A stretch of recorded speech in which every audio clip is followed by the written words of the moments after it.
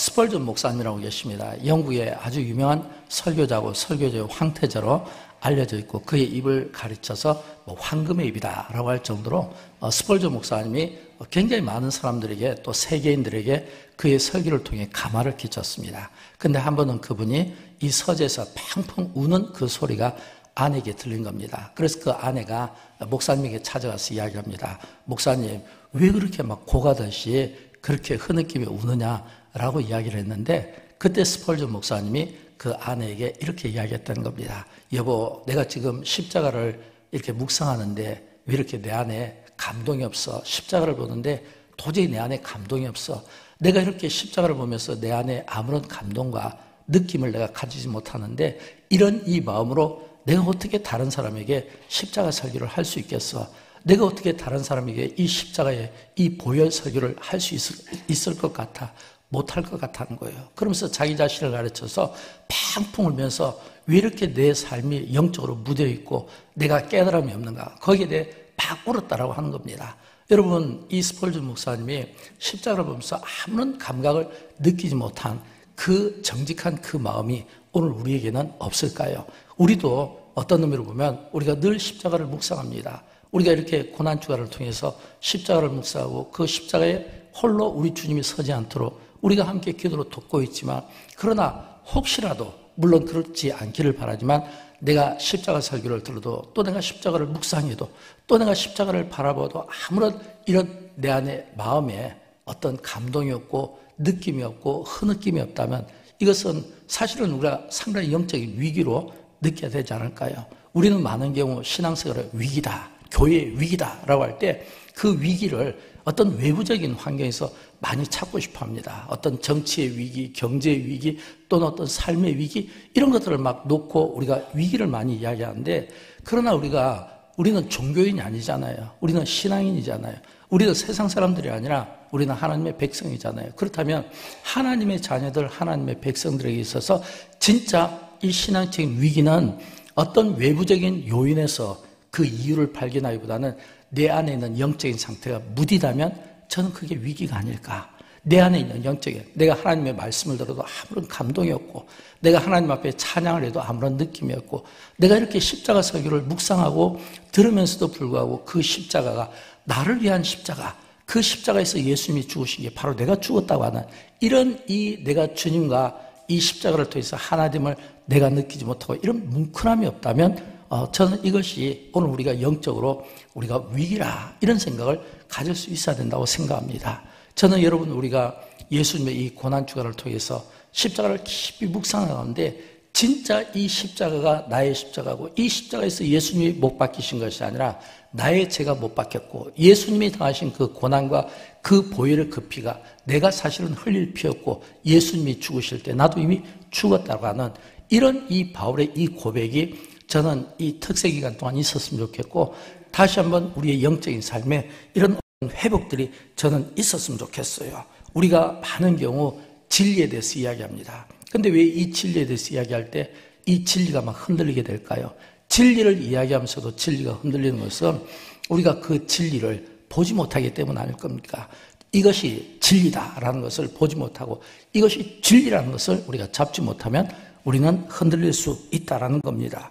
저는 눈에 보이는 어떤 현실들을 보면서 우리가 그 현실 때문에 우리가 낙심하기보다는 우리가 보지 못하는 것들. 그러나 이 보지 못하는 것들은 사실은 우리가 볼 수 있는 이런 영안과 안목을 통해서 저는 오고 오는 이 세대 가운데 우리가 중심을 바로 잡았으면 좋겠고 특별히 우리가 그리스도인으로서 그리스도인다운 신앙인다운 정말 우리가 하나님 앞에 예배를 드리더라도 내가 사람 앞에 드리는 것이 아니라 하나님 앞에 드리고 내가 찬양을 하더라도 내가 사람에게 보이는 것이 아니라 하나님께 찬양하고 내가 기도를 드리더라도 내가 사람 앞에 기도하는 것이 아니라 하나님 앞에 기도하고 하나님께서 우리의 예배와 기도와 찬양을 받으시고 또 하나님 앞에서 우리의 드리는 이 예배와 찬양과 이 기도가 하나님이 우리를 합당하게 여기시도록 합당한 이 예배와 찬양과 기도가 오늘 주님을 향해서 하나님을 향해서 올려줄 수 있기를 주님의 이름으로 축원드립니다. 사랑하는 여러분, 예수님께서 이 세상에 오신 목적은 너무 분명하지 않습니까?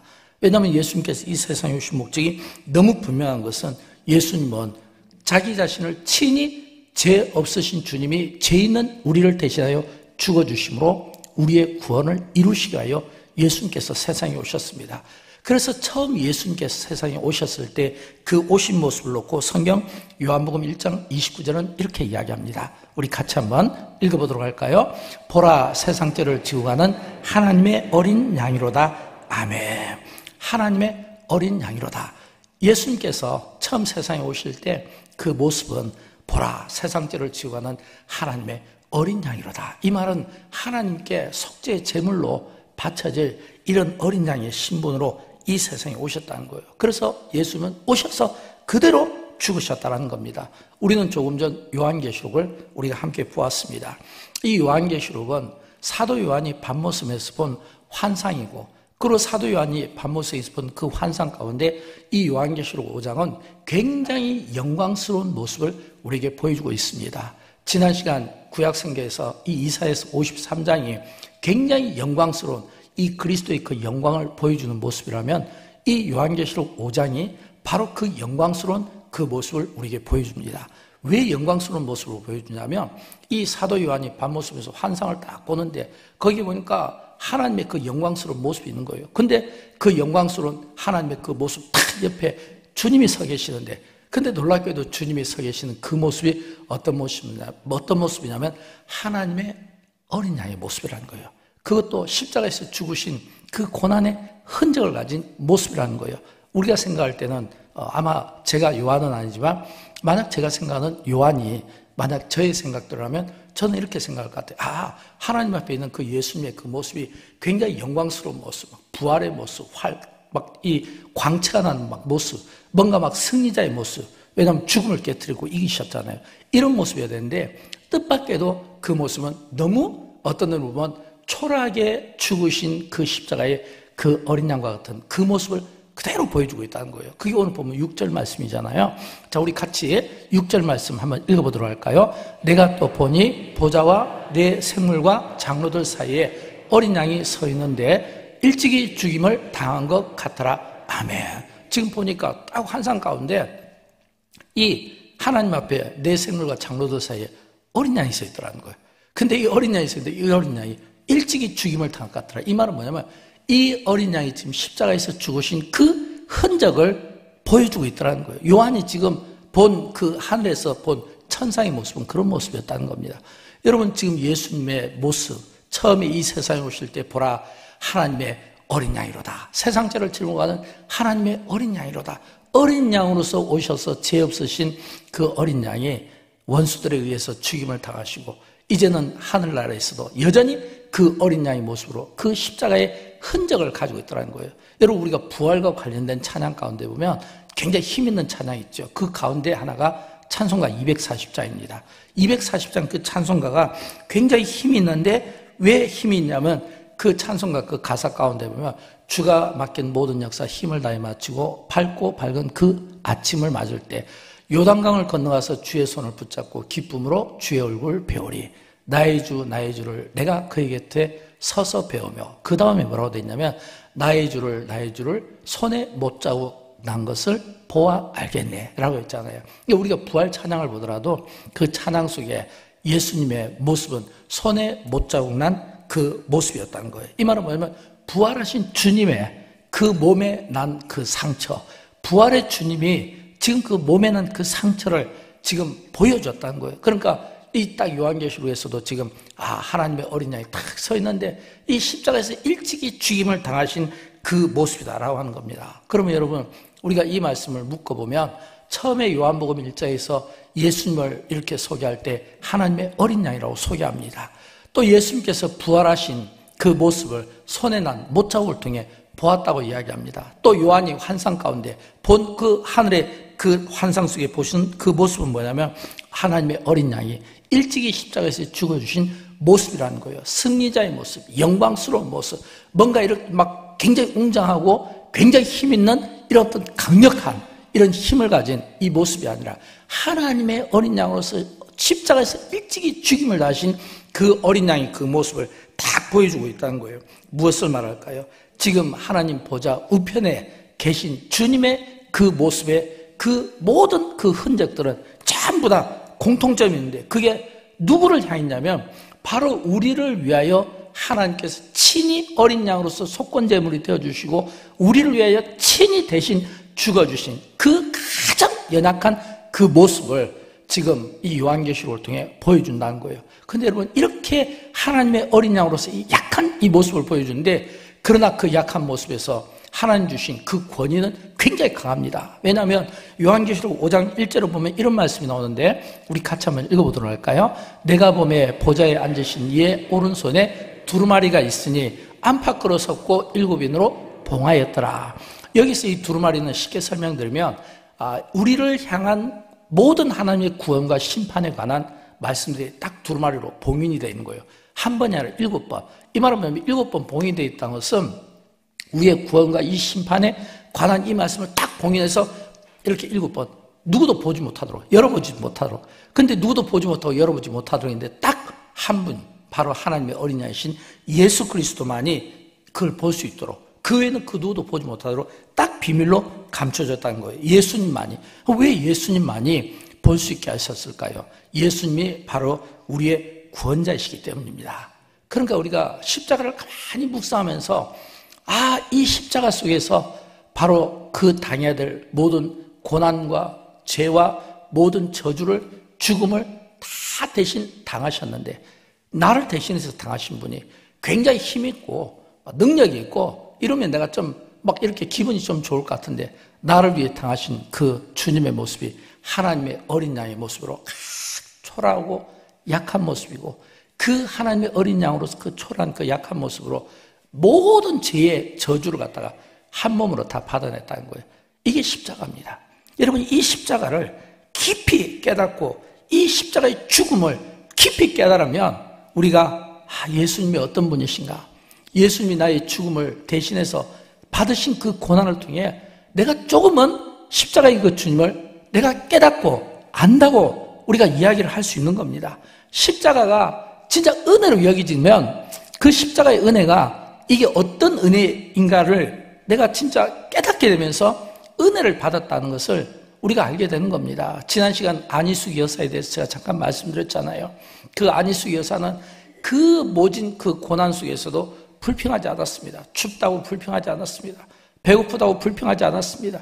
그가 막 몸이 막 잘려나가는 그런 그 고통 속에서도 불평하지 않았습니다. 그러나 십자가만 보면 그렇게 눈물이 흘렀다는 거예요.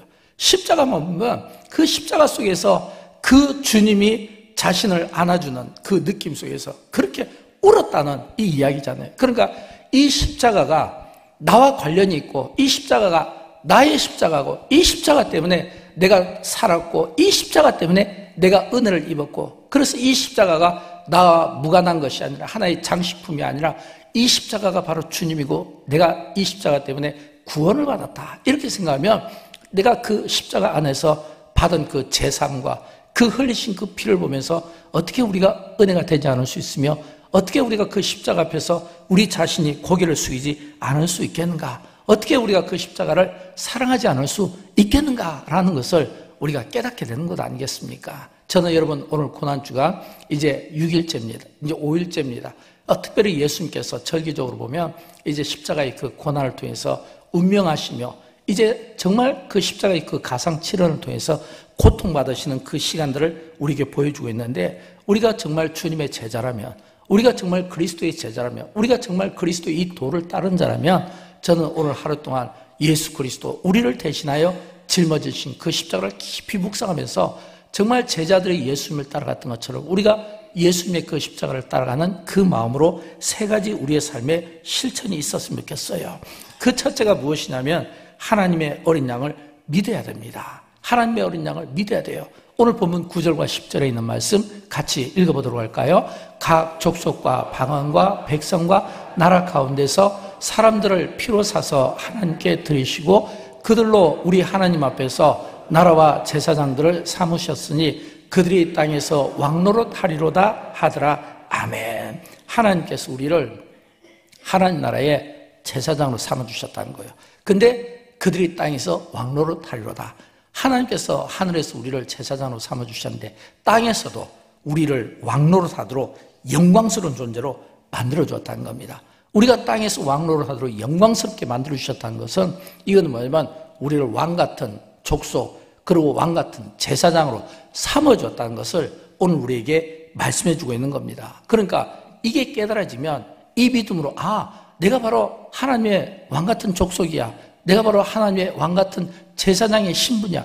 이게 깨달아지면요, 나의 구원을 확신할 뿐만 아니라 내가 왕같은 이 제사장의 신분을 가지고 나의 구원과 내 가족의 구원을 책임지고 한 걸음 더 나가서 나와 우리의 이웃의 구원을 책임지고 한 걸음 더 나가서 오늘 교회의 구원을 책임지고 도시의 구원을 책임지고 민족의 구원을 책임지고 세계를 우리가 책임지게 되는 겁니다. 왜일까요?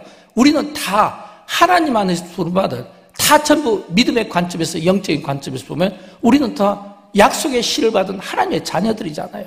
그러나 우리가 하나님의 자녀이기 때문에 우리가 선교에 관심을 갖는 겁니다.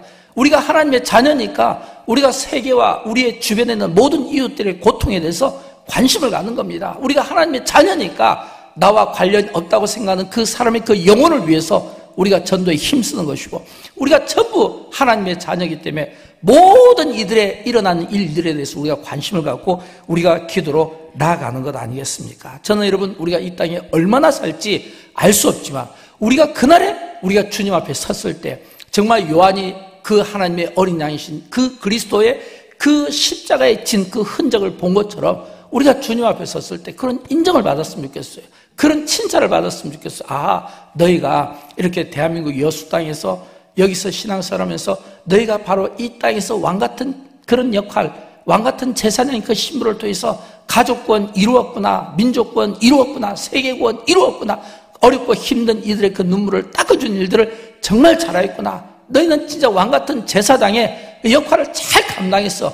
그날에 우리 주님께로부터 이런 칭찬이 있기를 주님의 이름으로 축원드립니다. 두 번째는요, 우리가 주님을 더 사랑해야 돼요.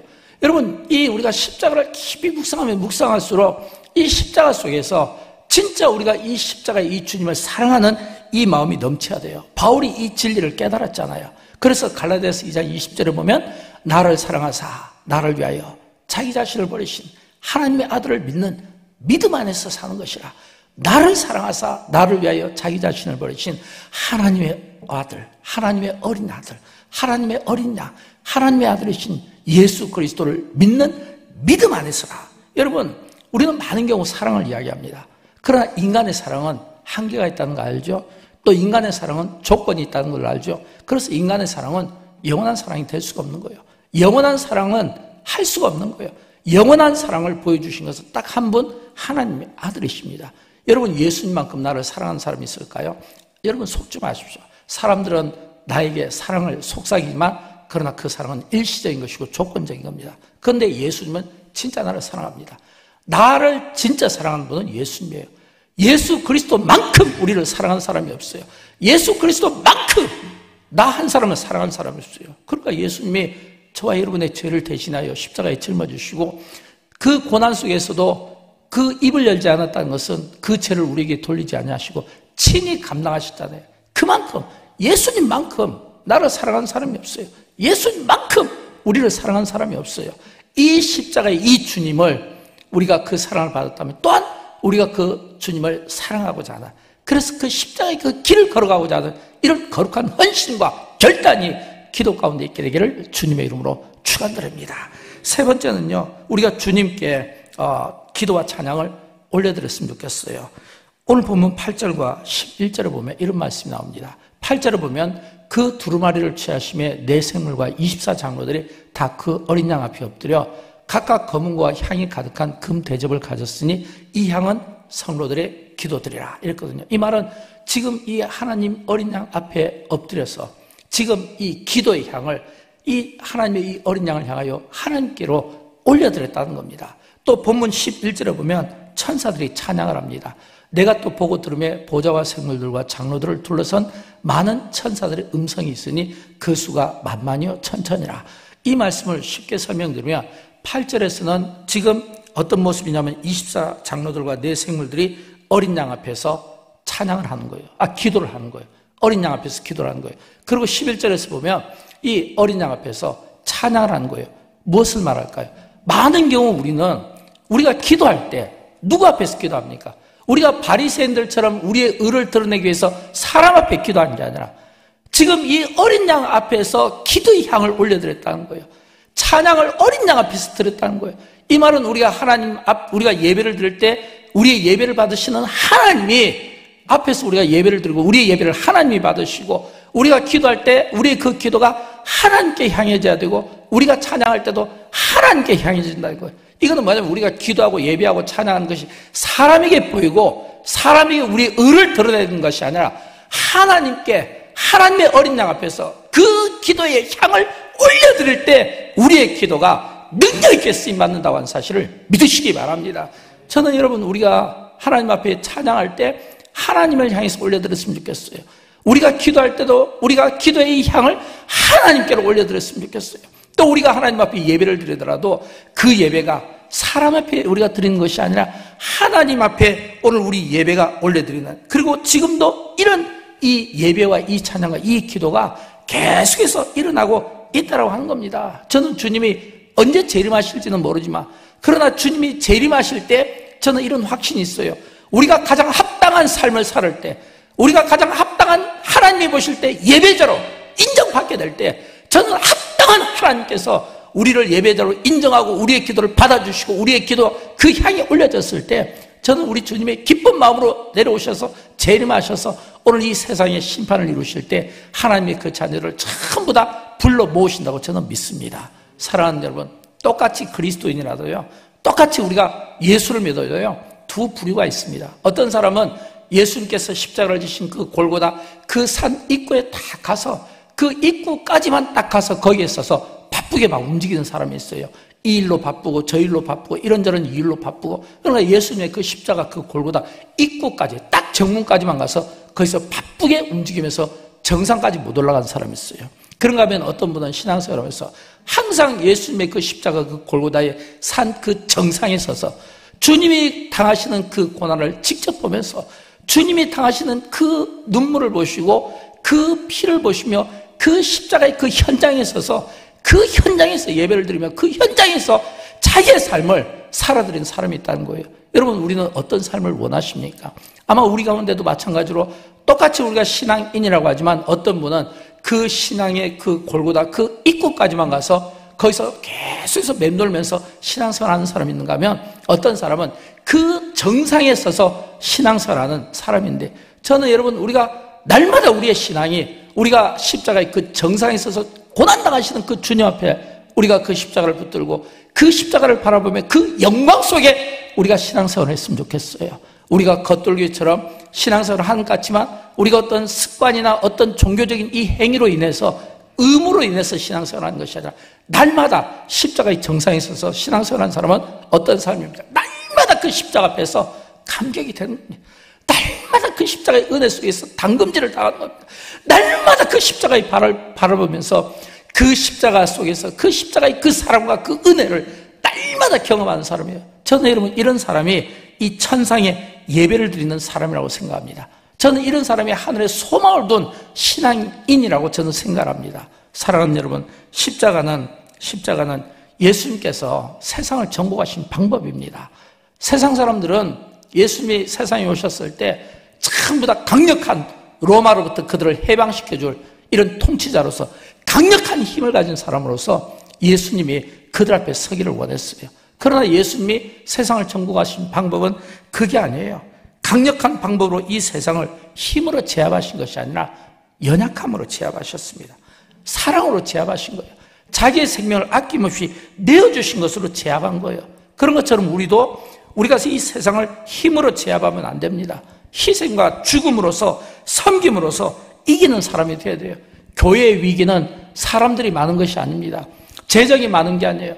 교회의 위기는 우리가 뭔가 강력해지고자 하는, 더 사자와 같은 더 강해지고자 하는 이런 잘못된 생각을 우리가 가졌기 때문에 교회는 위기가 되는 겁니다. 교회는 사람이 많아서 재정이 넉넉해서 우리가 사자와 같은 그런 강력한 힘을 가져서 이 교회가 위기를 얻는 것이 아니라 오히려 그런 그 잘못된 그 방법 때문에 우리가 진짜 위기를 당한다는 거예요. 교회는요, 힘으로 군림하는 게 아니에요. 교회는 힘으로 누르는 게 아니에요. 교회는 오히려 세상 사람들의 방법과는 다른 역설적인 방법을 통해서 자기 자신을 내어주고 자기 자신을 희생시키는 것. 왜 영광교회가 이 부활절 프로젝트를 합니까? 이런 이 프로젝트라는 것은 예수님이 우리를 위하여 살과 피 한 방울까지 남김없이 아낌없이 쏟아준 것처럼 우리가 이런 부활절 프로젝트를 통해 아낌없이 나누어주고 아낌없이 희생하고 아낌없이 우리 자신을 죽이고자 하는 이런 거룩한, 이런 성숙함, 이런 인내를 통해서 사실은 이 십자가가 세상을 이긴 방식이 되었다는 겁니다. 하나님은 그리스도의 고난을 통해 우리의 구원을 완성시켜 주셨습니다. 그러므로 하나님께서 기대하시는 것은 그리스도의 고난을 통해 우리의 구원을 완성시켜 줬다면 이번에는 우리의 그 고난을 통해 하나님의 나라를 완성해 가고 싶은 거예요. 우리의 이 고난을 통해 하나님의 그 나라를 세워가는 겁니다. 그러므로 내가 고난받을 때 하나님이 나를 버렸어, 이렇게 생각하면 안 돼요. 하나님이 나를 버렸어, 이게 아니라 우리가 그 고난 가운데서도 사도 요한이 밤모습에서 좋은 환경이었습니까? 고난받는 환경이었어요. 그러나 그 고난받는 그 환경에서 그 요한이 그 밤모습에서 그 외로운 곳에서 그가 위로를 얻고 힘을 얻었던 것은 하나님이 보여주신 그 하늘의 그 모습이었어요. 하늘에 예배했어요. 천상에 예배했어요. 그 하늘의 그 모습 속에 하나님께서, 하나님의 어린 양이 함께 계시고 십자가에서 고난받으시고 죽으신 그 하나님의 어린 양의 그 모습을 보면서 위로와 힘과 용기를 얻으며 그가 그 고난을 헤쳐나갈 수 있었다고 하는 사실을 믿으시기 바랍니다. 저는 여러분 이런 이 하늘의 소망을 가지고 오늘 우리 앞에 있는 모든 이 현실을 이겨내는 거룩한 승리자의 삶을 저와 여러분이 함께 살아드릴 수 있기를 주님의 이름으로 축원드립니다.